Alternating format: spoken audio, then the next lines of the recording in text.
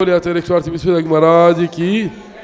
दीप से ज्योति जलाते चलो, धर्म की गंगा बहाते चलो, प्रेम की गंगा बहाते चलो। मंत्र नवकार हमें प्राणों से प्यारा, ये है वो जहाज, ओ ये है वो जहाज जिसने लाखों को तारा। मंत्र नवकार हमें प्राणों से प्यारा। नमो अरिहंताणम, नमो सिद्धाणम, नमो आईरियाणम, नमो उवजायाणम, नमो लोए सभ्य साहुणम। मंत्र नवकार हमें प्राणों से प्यारा। बोले अच्छा, बोले श्रवण मुनि 108 अरजी सागर जी महाराज की। अब मैं गुरुदेव के चरणों में बारंबार नमस्तु करते हुए निवेदन करूंगा कि अपनी ओजस वाणी से धर्म लाभ देकर हमें कृतार्थ करें। नमस्तु गुरुदेव।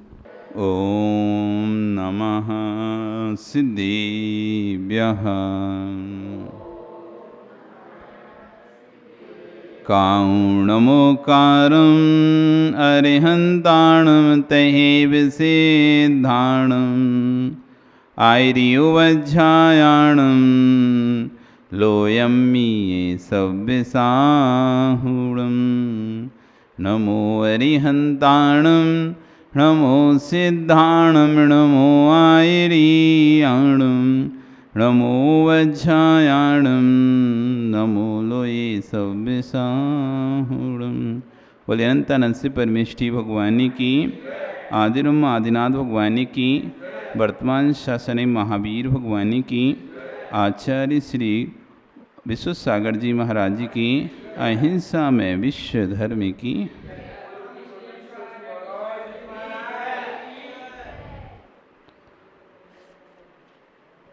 बंधु, आज हम यहाँ जिज्ञासा समाधान में सम्य शिखर जी का महत्व क्या है और इस पर राज की वंदना का फल क्या प्राप्त होता है। आज सभी लोग सम्य शिखर जैनियों का शाश्वत तीर्थ, एक ऐसा तीर्थ जहाँ से 20 तीर्थंकर मोक्ष गए। मात्र 20 तीर्थंकर ही नहीं, अनंतानंत जीव जहाँ से मोक्ष गए। दो भूमियाँ शाश्वत हैं, निर्वाण के लिए, जन्म के लिए अयोध्या।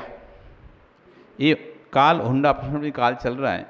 हुंडापक्षणी काल में कहीं और जन्म हो जाते हैं तीर्थंकरों के, लेकिन यदि हुंडापक्षणी काल नहीं होता, सामान्य काल होता, 24 तीर्थंकर ही अयोध्या में जन्म लेते हैं। अभी तो कोई ने बनारस में जन्म ले लिया, कोई ने चंपापुर में जन्म लिया, किसी ने कुंडलपुर में लिया, किसी ने सौरीपुर में ले लिया, तो किसी ने अयोध्या में ले लिया। अलग अलग जन्म हुए हैं, लेकिन वैसे तीर्थंकरों का नियम है, जितने भी तीर्थंकर होते हैं, हुए हैं पीछे और आगे होंगे, वे सब अयोध्या में जन्म लेंगे। अयोध्या नाम सुना है ना, यूपी में अयोध्या। अयोध्या ये शाश्वत भूमि है। जो भी तीर्थंकर जन्म लेगा अयोध्या में लेगा, और जो भी तीर्थंकर निर्वाण को प्राप्त होगा सम्य शिखर से ही होगा। ये फिक्स है, दो चीज़ें फिक्स हैं, जन्म अयोध्या में और निर्वाण सम्य शिखर से। बिहार फिर कहीं भी हो सकता है बीच में, लेकिन पंचम काल ये हुंडापक्षणी काल चल रहा है। इस काल में अनहोनी घटना होती है, जो घटनाएं नहीं होना चाहिए वो घटनाएं होती हैं। जैसे सभी तीर्थंकरों का जन्म अयोध्या में नहीं होना। कुछ तीर्थंकरों का अलग अलग, किसी का बनारस, किसी का सौरीपुर, तो किसी का चंपापुर, तो किसी का कुंडलपुर, अलग अलग जगह जन्म हो रहे हैं। तो ये अलग अलग जन्म हुए, एक काल का दोष हो गया। दूसरा, निर्वाण 20 तीर्थंकर ही सम्य शिखर से मोक्ष गए, 4 तीर्थंकर अलग अलग जगह से मोक्ष चले गए। आदिनाथ स्वामी कहाँ से गए? आदिनाथ स्वामी मोक्ष कहाँ से गए? कैलाश पर्वत से। आदिनाथ स्वामी कहाँ से? कैलाश पर्वत से। और पारसनाथ शिखर जी से गए। आदिनाथ कैलाश पर्वत से, बांसपूज चंपापुर से, नेमिनाथ महावीर कुंड पावापुर से। ऐसे 4 तीर्थंकर 4 जगह अलग से, बाकी 20 तीर्थंकर सम्य शिखर से मोक्ष गए। अनंत कालों के बाद एक हुंडापक्षणी काल आता है, जो शुरू से पहला काल, दूसरा काल, तीसरा काल, चौथा, पांचवा, छठवां, फिर 6, 5, 4, 3, 2, 1 ऐसा क्रम से चलता है। 10 कोड़ाकोरी इधर और 10 कोड़ ऊपर, यानी 20 कोड़ाकोरी का। तो आदिनाथ भी हुंडा प्रथम काल में हुए। तो देखो आदिनाथ का में कैसे प्रभाव आया। तीर्थंकर चौथे काल में जन्म लेते हैं। कौन से काल में जन्म लेते हैं? लेकिन आदिनाथ तीसरे काल में जन्म ले लिए।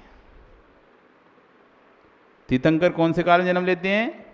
चौथी काल में जन्म लेते हैं, लेकिन आदिनाथ का जन्म हो गया तीसरे काल में। तीसरा काल का समय बचा हुआ था, उससे पहले ही आदिनाथ ने जन्म ले लिया। और मोक्ष भी तीसरे काल में चले गए। आदिनाथ का जन्म कौन से काल में हुआ? तीसरे काल में। और मोक्ष भी तीसरे काल में चले गए, जबकि तीर्थंकरों का जन्म चौथे काल में होता है। कौन से काल में होता है? चौथे काल में। और मोक्ष भी चौथे काल में जाते हैं, जबकि आदिनाथ तीसरे काल में गए और तीसरे जन्म और तीसरे काल में मोक्ष चले। एक घटना हुई। दूसरी, तीर्थंकरों की लड़कियां नहीं होती, संतान में बच्चे पुत्री उत्पन्न होते हैं, उनकी पुत्रियां हुई। तो तीसरी घटना, चक्रवर्ती कभी हारता नहीं है, किसी से भी नहीं हारता चक्रवर्ती, उसका नाम ही चक्रवर्ती है। पर वो बाहुबली से हार गया। भरत किससे हार गए?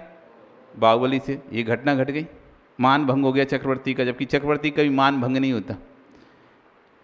तीर्थंकरों का आदिनाथ का निर्माण कैलाश पर्वत से हो गया, जबकि आदिनाथ भगवान का, किसी भगवान का निर्माण जब होता है तो सम्मित शिखर से होता है, लेकिन वो कैलाश पर्वत चले गए। ये भी घटना घट गई। एक व्यक्ति को एक ही पद मिलता है, 2 पद नहीं मिलते, 3 पद नहीं मिले, लेकिन शांतिनाथ, कुंथनाथ, अरेनाथ को 3 पद मिल गए। कामदेव, चक्रवर्ती और तीर्थंकर। ये भी काल के कारण हो गया। ये भी काल के कारण हो गया। इस तरह से बहुत सारी घटनाएं।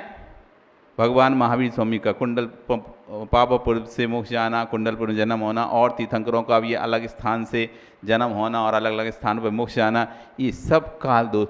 और भगवान पर उपसर्ग होना, नहीं तो तीर्थंकरों के ऊपर कभी उपसर्ग नहीं होता, लेकिन पार्श्वनाथ भगवान पर, महावीर भगवान पर, सुपार्श्वनाथ भगवान पर, 3 भगवान पर उपसर्ग हुए। महावीर भगवान पर रुद्र के द्वारा उपसर्ग हुआ उज्जैन में, उज्जैनी नगरी में रुद्र का उपसर्ग हुआ। पार्श्वनाथ को कमठ का उपसर्ग हुआ। सुपार्श्वनाथ का उल्लेख मिलता है, नाम नहीं आता, लेकिन उनके पर भी उपसर्ग हुआ। ऐसे 3 तीर्थंकर उपसर्ग हुए, तो जबकि तीर्थंकर कभी उपसर्ग नहीं होते। ये आपके काल दोष के प्रभाव है। किसके दोष प्रभाव हो गए? काल दोष के। हुंडा प्रिंस काल का दोष है। तो कह रहे हैं सम्मित शिखर का महत्व क्या है कि सम्मित शिखर एक तो शाश्वत पर्व तीर्थराज हैं, जहाँ से अनंत परमेश्वर, अनंत जीव सिद्ध गति को प्राप्त हुए हैं। वहाँ का कण कण पवित्र है, कण कण सिद्ध भूमि है। मात्र हम टोंक को सिद्ध भूमि समझते हैं। हम जिस टोंक पर चढ़ाते हैं ना, बस उसको सिद्ध भूमि समझते हैं। उतनी सी सिद्ध भूमि, आप लोग सब तो गए होंगे ना सम्मित शिखर। कौन कौन गया? सभी गए। लगभग जैन धर्म में पैदा होने वाला प्रत्येक व्यक्ति अपने जीवन में एक बार तो सम्मित शिखर जाता ही है। फिर कोई 10 बार जाता है, कोई 100 बार जाता है, कोई 1000 बार जाता है, वो विषय अलग है, लेकिन कम से कम एक बार तो हर व्यक्ति सम्मित शिखर जाता ही है।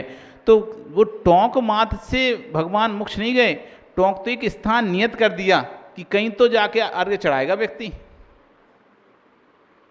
स्थान तो एक नियत कर दिया कि यहाँ से भगवान की अवगाहना तो इतनी बड़ी होती थी, बड़ी इतनी सी टोंक पे थोड़ी ना से मोक्ष चले जाएंगे। वो जहाँ बैठे हैं 100 किलोमीटरों की जगह घेर लेते थे। 500 धनुष के, 450 धनुष। अब अजितनाथ सबसे पहले तीर्थंकर मोक्ष गए वहाँ से, अजितनाथ, जिनकी आयु अब हाइट थी 450 धनुष की। एक धनुष में 6 फीट होता है लगभग, तो 450 धनुष में कितना फीट हो गया बताओ? 2700 लगभग, 2750, 2750 हुआ ना? 27 6 पंच 30, हाँ, तो 2700 इस फिट हो गया। अब 2700 फिट का कोई व्यक्ति जब बैठेगा,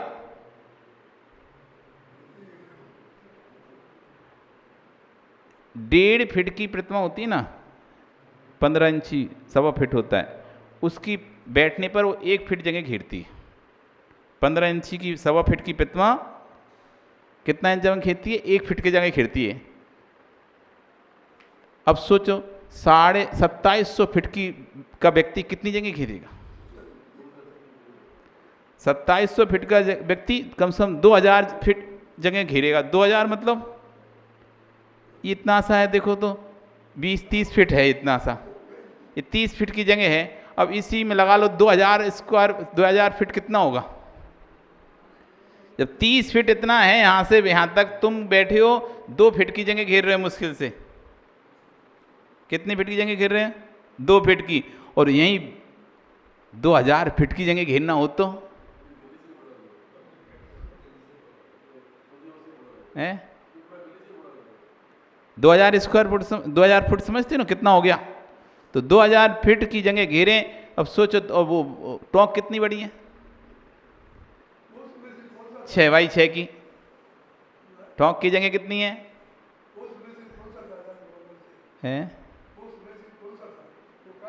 वही तो बता रहे हैं, जिस काल में भगवान मोक्ष गए तो इनकी अवगाहना अधिक थी कि नहीं थी? तो उन्होंने जगह कितनी घेरी होगी, वहां बैठ के मोक्ष गए होंगे। पर अपन ने तो स्थान छोटा सा बनाया। अपन सोच रहे हैं बस यहीं से मोक्ष गए हैं, यहां से मोक्ष नहीं गए। जितना बड़ा एरिया तुम्हें दिखाई दे रहा है ना, वो पूरा भगवान के चरणों से पवित्र हुआ है। मां टोंक इतनी सी पवित्र नहीं हुई। 2000 फीट का एरिया पूरा, अजितनाथ बैठे होंगे तो 2000 फीट का पूरा एरिया में बैठे होंगे, तो पूरा एरिया ही पवित्र हुआ कि नहीं हुआ? इसलिए कहा कि सम्य शिखर का कण कण पवित्र है, एक एक स्थान पवित्र है। इसलिए ना वहां पर कहीं थूकना चाहिए, ना मलमूत्र का क्षेपण करना चाहिए।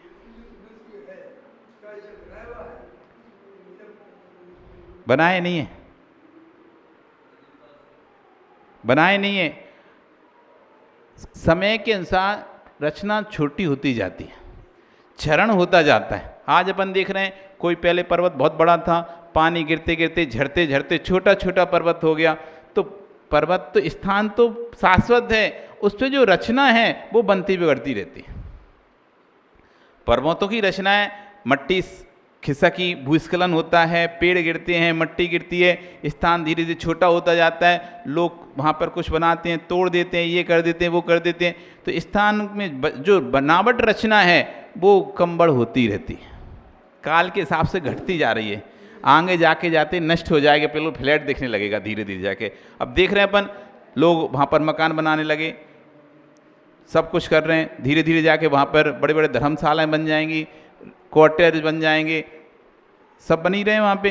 तो देखते देखते क्या होगा? पर्वत नष्ट हो जाना। अपन कह अरे इतनी सी जगह पे कैसे, इतना सा ऊंचाई पे कैसे चढ़े होंगे? मतलब वो तो बहुत बड़े थे। तो काल के हिसाब से रचनाएं में ह्रास हो रहा है, लेकिन स्थान शाश्वत है। स्थान शाश्वत है। इसी स्थान पर, यही सम्य शिखर का स्थान है, यहीं पर से मोक्ष गए हैं। अब रचना उस समय अधिक बढ़ी रही होगी। अब धीरे धीरे कितने हजारों करोड़ों अरबों खरबों वर्ष निकल गए। भगवान अजितनाथ कहाँ मोक्ष गए थे? खरबों अरबों गिनती नहीं हो सकती, इतने वर्ष निकल गए। अब इतने वर्ष में तो क्या से क्या हो जाए।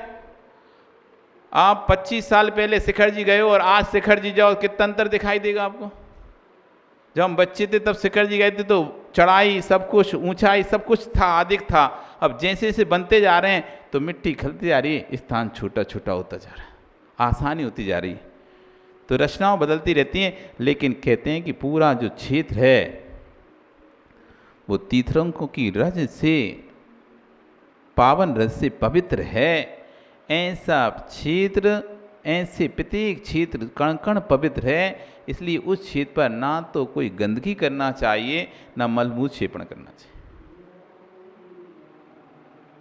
हम सोचते हैं टोंक पर हम गंदगी नहीं कर रहे,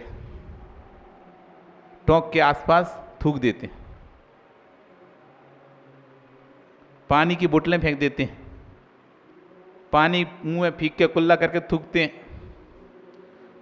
हम समझते हैं इस टोंक से भगवान मोक्ष गए, इतना सा स्थान पवित्र है बस, बाकी फिर उस स्थान पर जो करना है करो। तो आजकल तो चप्पल वप्पल सब पहन के चलने लगे, पहले तो चप्पल पहन के नहीं जाते क्षेत्र पर। पवित्र स्थान है वो। पूजनीय वंदनीय स्थान है, उस पर चप्पल पहन के कैसे चढ़ेंगे? आज तो सब लोग, अधिकांश लोग चप्पलें पहने आप दिखाई दे जाएंगे। तो कह रहे हैं कैसा अनंता अनंत सिद्ध परमेष्ठियों से क्या महत्व, कह रहे हैं कि दूसरे तीर्थंकर रजतनाथ से लेकर 23 तीर्थंकर महावीर पर्यंत तक 20 तीर्थंकर तथा असंख्यात करोड़ मुनिराज सिद्धि को प्राप्त हुए हैं सम्य शिखर जी पर्वत से। यही नहीं, उन 20 कूटों से प्रत्येक कूट से तीर्थंकरों के मुख जाने के पहले अनंता अनंत मुनिराज मोक्ष पधार गए। जब एक एक जब हम पढ़ते हैं उनका अर्घ पढ़ते हैं, इतने कोड़ा कोड़ी, इतने करोड़, इतने अरब, इतने खरब, इतने लोग इस सिद्ध कूट से सिद्ध भये, मतलब एक साथ नहीं भये, उनके काल में। इसलिए कि ना भगवान पार्श्वनाथ के साथ, आदिनाथ के साथ, महावीर के साथ, सबके साथ बताए हैं, और अजितनाथ साथ इतने कोड़ा कोड़ी, इतना कोड़ा कोड़ी मुनिराज मोक्ष गए, ये सब आता है। तो एक साथ गए क्या? नहीं, एक साथ नहीं गए। उनके काल में एक एक तीर्थंकर का काल बहुत बहुत बड़ा होता था, असंख्यात असंख्यात वर्षों का काल होता था एक एक तीर्थंकर का। तो उनके काल में उस स्थान से, यानी पर्वत से, वो कहीं से भी जा सकते हैं, उस कूट से नहीं। इस कूट से सिद्ध हुए मतलब है कि भगवान महावीर जब आदित्यनाथ थे तो उनके लिए पूरा पर्वत ही उनका था। कहीं भी बैठे, जरूर थोड़ा ना वहीं बैठे होंगे, कहीं भी बैठे होंगे, वो तो पर्वत ही पूरा उनका था। पूरे पूरे कहीं बैठे हो, कहीं से भी कोई मोक्ष गया तो कहलाएगा तो अजितनाथ के काल का ही कहलाएगा ना, अजितनाथ के काल का कहला गया। तो जो लाखों लाखों करोड़ों करोड़ों मुनिराज मोक्ष गए हैं, एक साथ नहीं गए, उनके साथ नहीं गए। अपन कहते इस कूट से सिद्ध पदा दे, उस कूट से नहीं सिद्ध पदा दे, वो स्थान पूरा ही ले लेना। उनके काल में इतने जीव मोक्ष चले गए। किनके काल में? जो जो तीर्थंकर थे उनका जब तक काल चला, दूसरा तीर्थंकर नहीं हुआ, उसकी दिव्य ध्वनि नहीं खिलती जब तक पहले तीर्थंकर का काल चलता है। आदिनाथ भगवान को केवल ज्ञान हुआ, उनकी दिव्य ध्वनि खी, उनका काल चालू। अब ये कब तक चलेगा? जब तक दूसरा तीर्थंकर जन्म लेकर केवल ज्ञान को प्राप्त करके दिव्य ध्वनि नहीं खिलाएगा, तब तक काल चलता रहेगा। अब जैसे भगवान महावीर स्वामी, पारसनाथ के बाद भगवान महावीर स्वामी हुए, उनको केवल ज्ञान हुआ, उनकी दिव्य ध्वनि खिरी, उनका काल चालू हो गया, जिसे अपन वीर शासन जयंती के नाम से जानते, जो चतुर्मास के अगले दिन पड़ती, दूसरे दिन पड़ती है, वो वीर शासन। तब से भगवान महावीर स्वामी का शासन प्रारंभ हुआ। अब कब तक चलेगा ये शासन? कब तक चलेगा? जब तक अगला तीर्थंकर पैदा नहीं होगा। अगला तीर्थंकर कब पैदा होगा? अभी चौथा काल खत्म, अब पंचम काल में कोई तीर्थंकर होगा नहीं, छठे काल में ही कोई तीर्थंकर नहीं होगा, फिर छठवां फिर से आएगा, फिर पांचवा आएगा, फिर उसके बाद चौथा काल आएगा, और चौथे काल के समय में फिर तीर्थंकर होंगे। तब तक महावीर स्वामी का शासन कहलाएगा। तब तक किसका शासन कहलाएगा? महावीर स्वामी का ही शासन कहलाएगा, क्योंकि अभी कोई तीर्थंकर ने नई दिव्य ध्वनि नहीं खिली। तो ऐसी एक तीर्थंकर से लेकर दूसरे तीर्थंकर के बीच में असंख्यात वर्ष निकल जाते थे। कितने वर्ष निकल जाते थे? असंख्यात, गिनती नहीं, अनकाउंटेड। ऐसे अनकाउंटेड वर्षों में कितने भी लोग मोक्ष चले जाते थे। तो उनकी गणना करके लिखा गया है, और वो भी किसी ने गणना, कौन ने गणना की? अवधि ज्ञानी मुनिराज के माध्यम से पता चला, अथवा जो नया तीर्थंकर हुए उनसे पता चला कि भगवान इस अभी तक आपके पहले के काल में कितने मुनि उस स्थान से मोक्ष चले गए। उस स्थान से मतलब उस सम्य शिखर से, पर्टिकुलर किसी स्थान से नहीं, उस सम्य शिखर से कितने मुनिराज मोक्ष चले गए। तो अब भगवान ने अपनी दिव्य ध्वनि बताया, वो लिपिबद्ध धीरे धीरे आचार्य ने किया। तो आज हमें पता चल रहा कि इस टोंक से इतने करोड़, इतने अरब, इतने खरब मुनिराज, कोड़ा कोड़ी मुनिराज इस टोंक से मोक्ष गए। तो अगर तीर्थंकर के मोक्ष जाने के पहले अनंतानंद मुनिराज भी मोक्ष पधार जाते, कि तीर्थंकर के साथ साथ, तीर्थंकर का तो काल बहुत लंबे समय तक भगवान बन के मतलब तीर्थंकर बन के रहना है, तब तक तो उनके साथ जो मुनिराज दीक्षित हुए उनके समुषण में, वे मोक्ष ही चले गए। कम आयु थी वो पहले मोक्ष चले गए। भगवान की आयु तो बहुत लंबी है, और जो छोटी छोटी आयु कम आयु वाली मुनिराज वो मोक्ष चले जाते थे। इसलिए ये कूट परम पवित्र सिद्ध क्षेत्र है, कहाँ का कण कण पूज्य है, वंदनीय है। इसलिए कभी भी अब जब सम्य शिखर जाओ तो क्या करना, जूते पहन के नहीं जाना, चप्पल पहन के नहीं जाना, पैदल जाओ, नंगे पैर जाओ और संकल्प करके जाओ कि जब तक वंदना पूर्ण नहीं होगी तब तक हम किसी प्रकार का अन्न जल ग्रहण नहीं करें। और यदि सामर्थ्य हो तो पूरी वंदना पैदल करो, डोली से मत करो, तब जाके उसका फल प्राप्त होता है। बाइक से चले गए, मोटरसाइकिल से चले गए, घूमे आए पिकनिक मना के जैसे और वापस आ गए, कोई फल नहीं। जो कहा है एक बार बंदे जो कोई ताही नरक पशुगति नहीं हुई, तो ऐसे तो फिर तो सब लोग जा ही रहे हैं, पिकनिक मना रहे हैं, ऐसा नहीं है। एक बार भाव सहित बंदे जो कोई, एक बार तो वंदना करे, लेकिन कैसे, भाव सहित बंधे जो कोई ताहे नरक पशु गति नहीं हुई। जो एक बार भाव से सम्य शिखर की वंदना कर लेता है उसे फिर नरक तिरंच आयु का बंध नहीं होता। और जिसको हो गया है तो वो बंधन नहीं कर पाता, बीच में से लौट आते। कई ऐसे जीव होते हैं जो बीच में से लौटना पड़ता है, जिन्हें आदि वंदना से लौटना पड़ता है, तबीयत खराब हो जाती है। अथवा बहुत से ऐसे होते हैं जाते तो हैं सम्य शिखर, लेकिन वहीं नीचे की दर्शन कर कर आकर वापस आ जाते हैं, मन ही नहीं होता जाने का, पिकनिक टाइप का मना के आ जाते हैं। और लोग तो वंदना करते हैं, वो नीचे घूम घूम के, हमें हमारी मस्ती नहीं, हमारी सुन के उनकी हिम्मत खत्म हो जाती है।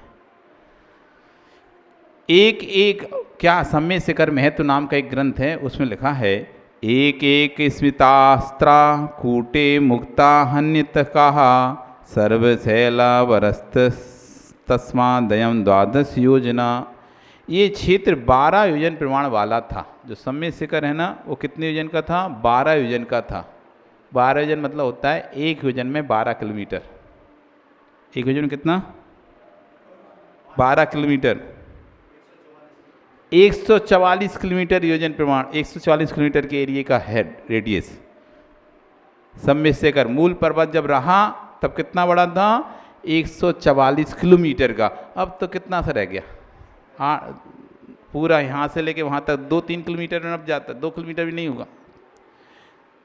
पारसनाथ की टोंक से लेके आप चंदाबरू टोंक पे जाओ, ज़्यादा लंबाई में ऐसे में सीधा, अपन तो घूम के जाते हैं इसलिए कहते हैं 9 किलोमीटर वंदना। हाँ तो नीचे ऐसे गोल घूरे ना, हम यदि ऐसे गए, यदि ऐसे भी गए आपसे सीधा ऐसे नापो तो 2-3 किलोमीटर में ऐसी लंबी हो जाएगी। यहाँ से पारसनाथ से दौड़ो बिल्कुल सीधे और चंदापुर तक जाओ, आधा घंटे में पहुँच जाओगे आप। कहीं नहीं रुकना, सीधे जाओ, चंदापुर से चलो और सीधे आओ तो कितना है लंबा, कुछ नहीं है। पारसनाथ से सीधे चले और सीधा चंदापुर पहुँचे, कुछ नहीं, ना कहीं रुकना, ना सीधा, लंबाई नहीं है कुछ भी। अब सोचो पर कितना बड़ा था ये सम्य शिखर, 144 किलोमीटर का था, और अब कितने किलोमीटर का बचा, 144 किलोमीटर 12 योजन का था, अब कितना बचा है। अब अगर हम गोल भी घूम लें पूरा तो 27 किलोमीटर ज़्यादा लगा लें तो कहाँ 27 किलोमीटर, कहाँ 144 किलोमीटर। अब सोचो कितना बड़ा रहा होगा। लेकिन काल दोष से नीचे से कटाव होता जा रहा है। आज जो जीटी रोड निकल गई, ग्रांड ट्रंक रोड निकल गई, वो किससे निकली, पर्वत काट के तो निकली। पर्वत को काट कर, क्योंकि रोड के उस साइड भी पर्वत है, रोड के साइड भी पर्वत है, बीच में से रोड निकला है।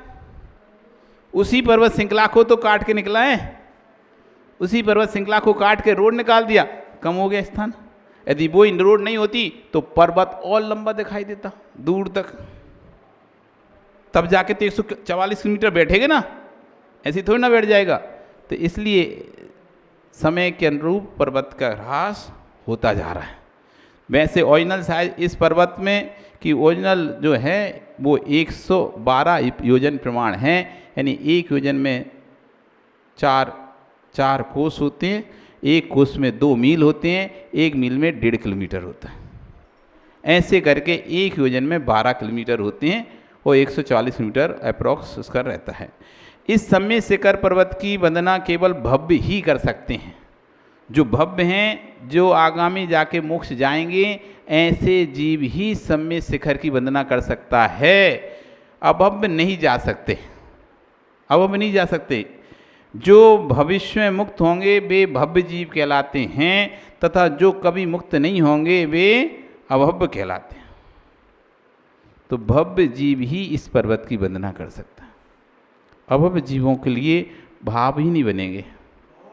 हाँ, भावों से वैसे तो फिर चल ही रहे हैं, सब लोग उतर चढ़ ही रहे, ऐसे तो घूमने के लिए तो जा ही रहे हैं सब, ऐसे वो नहीं है। यहाँ पे भावपूर्वक वंदना भव्य जीव ही कर पाएगा।